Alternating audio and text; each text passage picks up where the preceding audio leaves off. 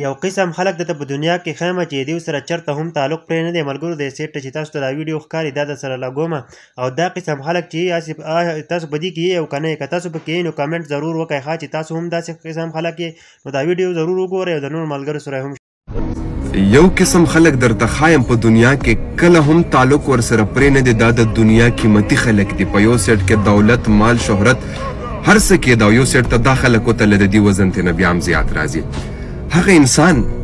چې د چا سره ختمه شوي د چا سره یو تعلق ختم شي